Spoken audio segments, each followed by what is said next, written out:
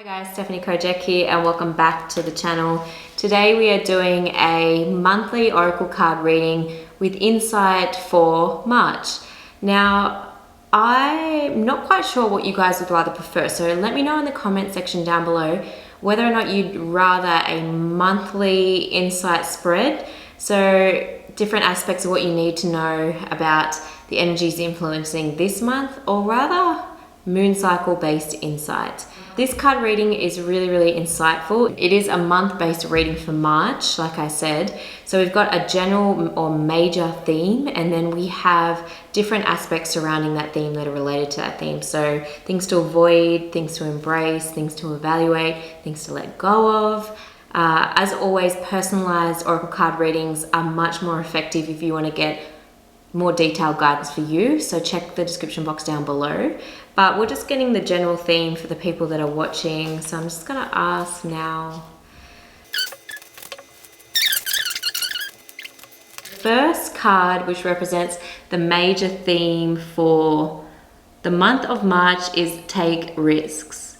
And either you're really excited by this message or you're contracting, so there's an expansion or a contraction in response to this.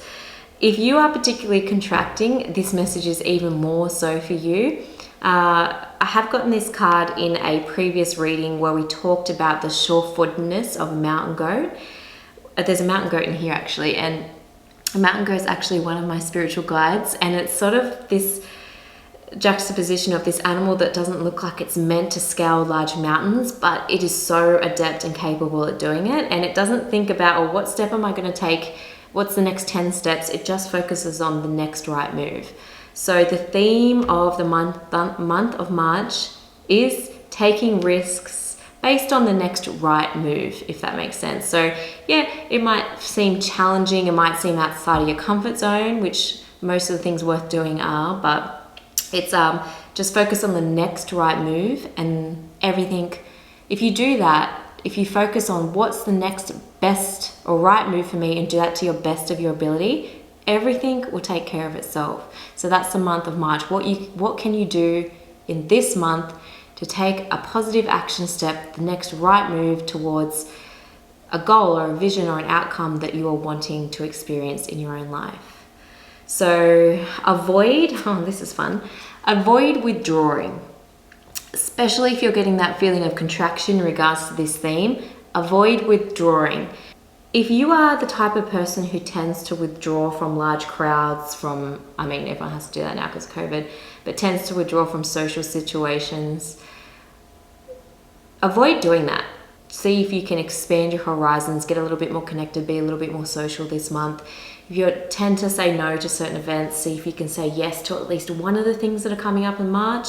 There could be something that helps you with this theme of taking a risk. You might meet the right person that can help you get to where you're intended, or get towards your goal, which is going to come up anyway. So anyway, I'm getting really excited. Number 3, I am reading off this thing in front of me to help me remember exactly the steps, because I'm prone to jump all around in readings. So number 3 is embracing the alchemist within you. Every single one of us has the ability to either reflect back unconsciousness or absorb it but transform it. And every single person has that ability. So if people are approaching you this month with negative energy or low vibrational energy, which is probably more an accurate way of describing it, rather than reflecting back that unconsciousness to that person from a place of, you hurt me so I'm going to hurt you, or eye for an eye, see if you can absorb it from a place of consciousness. Not absorb it as in allow it to affect you, but rather absorb it and transmute it into a higher form of energy. That's the alchemists of old turn lead into gold. So turn situations that are challenging, maybe comments that are challenging, into something of value. So you're transmuting maybe frustration into understanding, anger into understanding. We'll get on to the 4th one. So the 4th is the Magi. The Magi card is really cool, and I think it complements the Alchemist card really well. We're talking about turning lead into stone. So evaluate, as you do this, you're embracing, that ability to turn lead into stone, to turn other people's maybe negative contributions into something of value. But evaluate whether or not you're doing that in a way that's constructive and not in a way to make yourself look smarter than the other person. The magic energy can be quite manipulative in the way that they share information to make themselves look important and make the other person look small. So just evaluate whether or not you're doing this over the coming month and see if you can balance that magi alchemist energy in a way that is not making people feel that they can't approach you and talk to you because you either disregard exactly what they say or distort it in a way to make yourself more important. So yeah, and particularly the information that you share with people, sharing in a way that is for the intention of the greater good, sharing information that will help uplift the spiral, uplift the conversation, uplift the goal that you're working on together, like a work project or whatever, uplift your dinner date with your partner. Evaluate whether or not you're sharing information in a way that's making the other person look small and making you look big. And becoming self-aware of that is so important in becoming and embracing this alchemist energy, because who wants to be that person? Who wants to be that manipulative person that makes themselves look good and makes the other person look stupid, essentially straw-manning arguments? So just, be aware of that and how you can be that person. No one likes to admit that they do that. I have been guilty of it, more in my personal relationships. And it comes from a place of wanting the best for that other person because I think I know what's best for that other person based on my own life experiences. But I have to really take a step back and go, no, that person's smart and qualified and capable enough to make decisions for themselves. And I don't need to share information in a manipulative way that makes it look really, really smart and science-based. So the other person, if they don't agree with it, they look dumb. I don't know why I do that to people I love. That's something that I need to work on. I know where it comes from. It's from a place of fear that it's all about health-related stuff. Anyway, I'm getting into my own psychology here, but that's an example. So don't be afraid to admit that you do that. It's just a part of the ego. It's part of that self-reaffirming tendency that's part of human nature. The more that, Anyway, I'm going to leave that there because I'm talking a lot about it. Number 5, something to let go of. Now, this looks pretty confusing. Why would I let go of my strength? But it's not so much letting go of your strength. It's letting go of that intricate root system that we talked about here, letting go of the need to feel right, letting go of the power or the strength that gives you over other people or over situations. It's safe and okay to be vulnerable in a way that you don't know certain information, and you can let that in and allow it to integrate with the information that you already have and find a way to manifest that new information or turn it into understanding through experience. So it's okay and it's safe not to know everything, not to be the most intelligent person in the room, not to be the most skilled person in the room, not the most experienced person in the room. Let go of that feeling that, you're going to shrivel up and, I don't know, that's a weird way to explain it.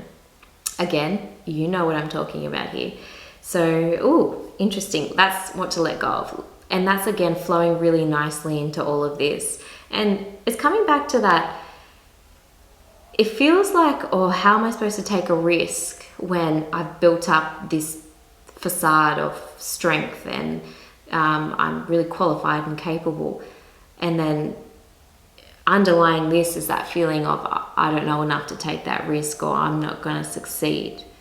Be a little bit more honest with yourself. That's what the pattern over March, or the story is unfolding for March.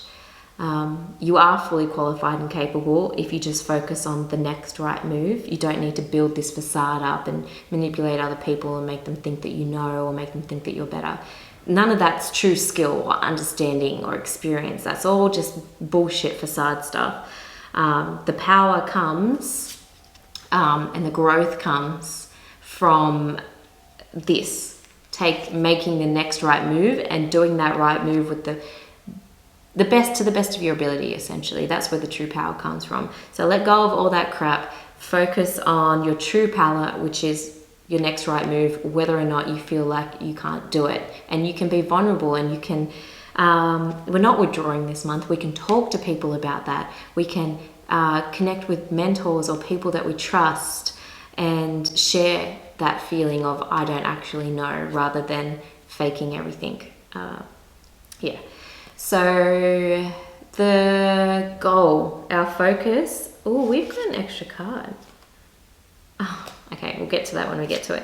But the goal that we're working on for the month of March, again, it's all unfolding really beautifully in this reading, and it's to share wisdom, to share our understanding. But how do I explain this?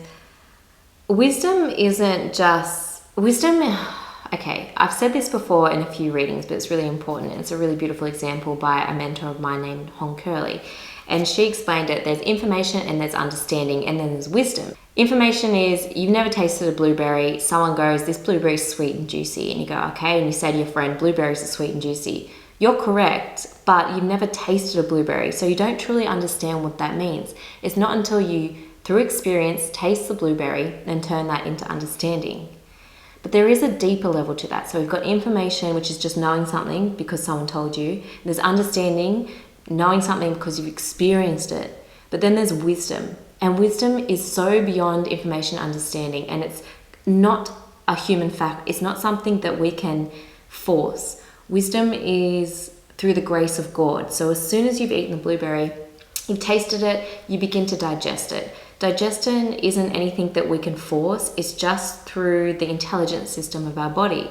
It absorbs the nutrients through the bloodstream, sends it to all the organs, all that stuff, and your body absorbs it. That's what wisdom is. Wisdom is turning information into understanding through experience, and then by the grace of God, that understanding becomes so much a part of who we are. The nutrients literally make up our organs. The blueberry becomes our heart, becomes our organs.